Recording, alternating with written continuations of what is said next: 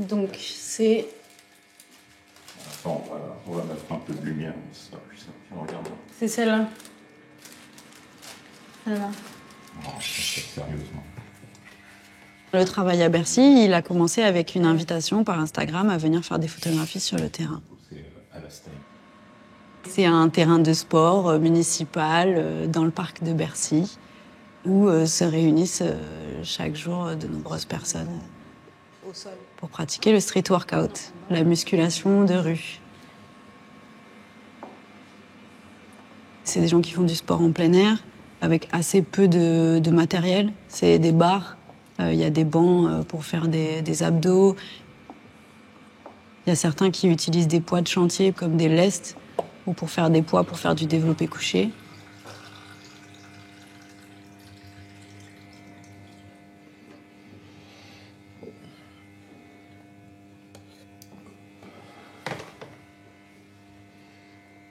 Bah, elle est plus lumineuse. Ouais. On a gagné dans le sol, là, ça marque plus. Ouais. Dans les cheveux, là aussi, c'est mieux. Je savais pas vraiment ce que j'allais trouver. Je comptais pas forcément y rester.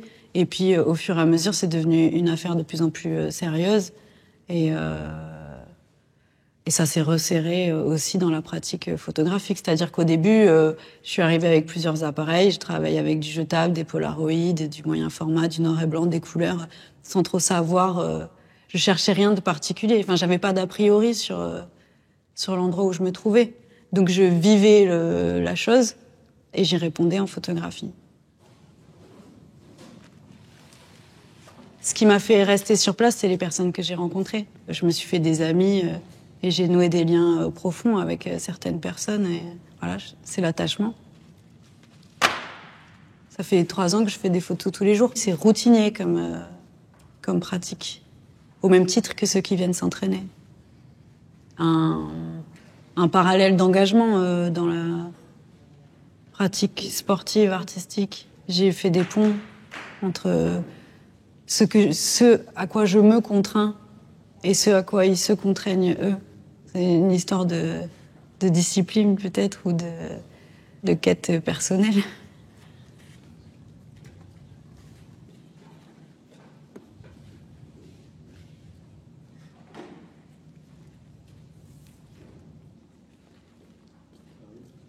Je travaille avec le banal, le domestique et le quotidien.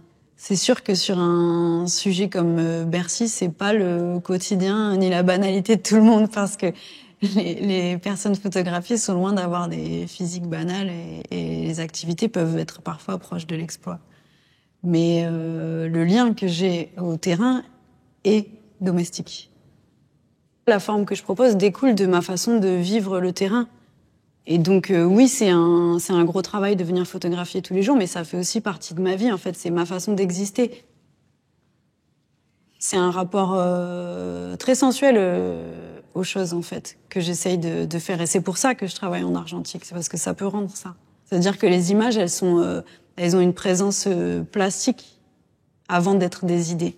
En travaillant en argentique, je crois que tu as la capacité de toucher les yeux avant le cerveau.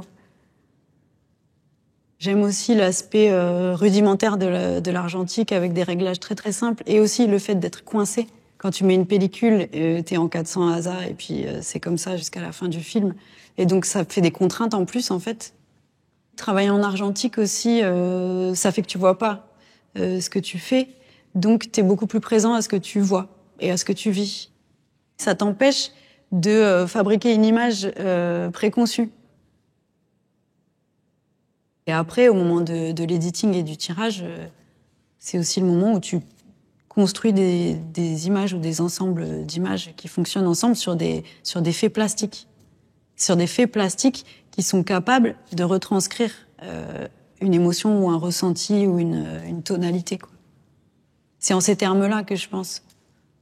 C'est plus, tu vois, la série Bercy, c'est Paris, gris, béton, poussière, parc, tu vois. C'est dans ces mots-là que je pense. J'ai commencé à travailler avec ma mère, en fait, je sais pas, vers 2014, 15. En fait, au début, je faisais des photographies dans le sud. Je photographiais surtout le paysage. Et du coup, progressivement, j'ai tourné l'objectif vers elle, comme si elle me servait de guide à travers le paysage du sud. C'est pareil, c'est très intuitif. Ce que j'essaye de rendre, c'est des choses qui sont ressenties, en fait. Donc, c'est une lumière qui fait mal, de la chaleur, de l'ennui aussi, beaucoup. Ma mère, c'est une personne avec qui je passe du temps, qui m'intéresse photographiquement par ses activités et les endroits où elle se rend, ce qu'elle fait et comment elle vit. C'est juste une dame normale de 60 ans qui va à la plage pendant les vacances et qui fait ses courses en grande surface et qui travaille à la mairie. Donc il y a des pots de départ, des paellas géantes, des buffets dînatoires, il y a des cafés qu'on fait au bureau avec des dosettes. C'est ce genre de choses qui stimulent mon intérêt. Ça m'intéresse d'observer les gestes normaux.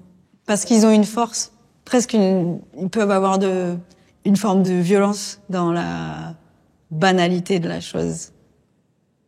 À la base, je fais plutôt de l'édition. J'ai plutôt commencé à montrer mon travail photographique par des productions auto-éditées. Quand une série était faite, je la mettais dans un petit livre que j'imprime et c'est comme ça qu'elle existe. Et j'en ai fait beaucoup, ouais. J'en ai fait, je sais pas, une trentaine déjà, je pense à peu près. J'ai toujours travaillé en série et en séquence. La question du rythme est toujours là. C'est toujours des ensembles, des petits morceaux d'une structure narrative, en fait. Que ce soit dans un livre ou dans une exposition. La photographie, c'est presque un moyen de riposte, de répondre à des situations qui te touchent en bien, en mal. Enfin, il y a des choses qui te mettent à terre parce qu'elles sont trop belles ou des choses que tu déplores. Les prendre en photo, tu te mets à distance. Ça peut permettre de les comprendre. Évidemment que tu fais des photos de ce qui se passe autour, mais le miroir était toujours tendu à toi puisque c'est ce que toi tu vois, c'est tes intuitions que tu suis. Et la justesse, elle est là de nettoyer ton pathos, tout ce qui peut un peu être collant, pour pouvoir livrer une vision que d'autres puissent s'accaparer, en fait. Enfin, qu'ils puissent prendre pour eux.